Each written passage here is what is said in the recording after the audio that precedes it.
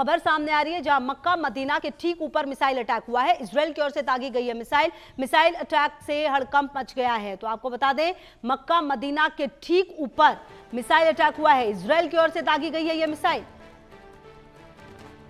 और ये जो हड़कंप है इस मिसाइल अटैक से मक्का मदीना के ठीक ऊपर, आप देखिए कि किस तरीके से ये हमला हुआ है। इजराइल की ओर से ये मिसाइल दागी गई है, ये जानकारी भी सामने आ रही है। और अजय की लगातार जो मौजूदगी है वो हमारे साथ है। अजय, क्या हूती के आतंकवादी हैं जिन्होंने इस घटना को अंजाम दिया है? क्योंकि जो तस्वीरें सामने आ रही है वो डराने वाली हैं।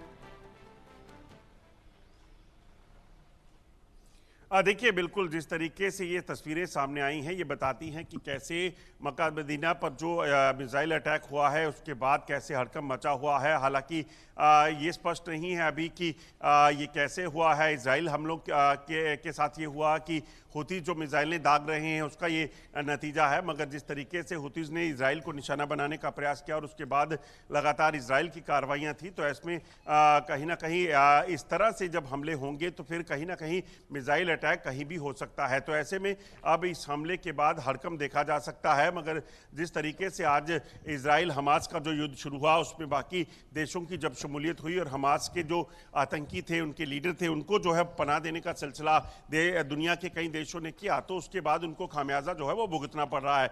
यही लग रहा है कि जिस तरीके से जो पनाह जो है वो हमास के आतंकियों को, लीडरों को जो है दी जा रही थी इस देश में, उसके बाद जो है ये कार्रवाइयां इजराइल की तरफ से की गई थी और इजराइल ने इस चीज को माना भी था। अच्छा अजय, देखिए एक बात तो यह है कि पिछले कुछ दिनों से अगर आप इजराइल की गतिविधियों को देखें तो वो ऐसी ऐसी जगहों पर हमला कर रहा है जो अनएक्सपेक्टेड है। क्या इजराइल अब ये मानकर बैठा है आर या पार की स्थिति में? क्योंकि आप देखिए सना में उसने हमला किया था, कतर में हमला कर दिया था जहां पर कि शांति के लिए बातचीत चल रही थी, तो और अब ये हमला किया गया है। कुल मिलाकर इजराइल की मंशा क्या लग रही है?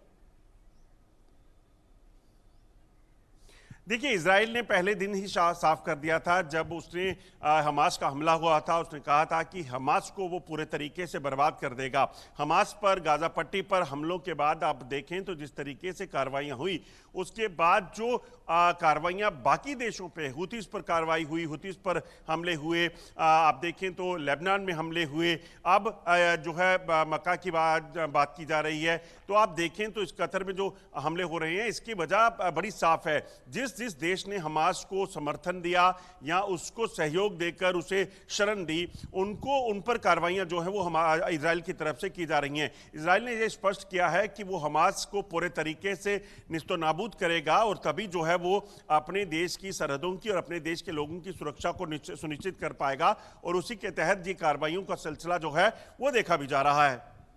कुल मिलाकर अजय ये माना जाए कि जो नेतन्याहू लगातार कहते हैं कि चाहे हमास हो, हुती हो या कोई भी आतंकवादी संगठन हो, और सबसे बड़ी बात कि उनका साथ जिसने भी दिया है, जिस तरीके से दिया है, चाहे आप हथियार देकर दे, पैसे देकर दे, सैनिक देकर दे, चाहे कैसे भी आप अगर करेंगे तो मतलब आप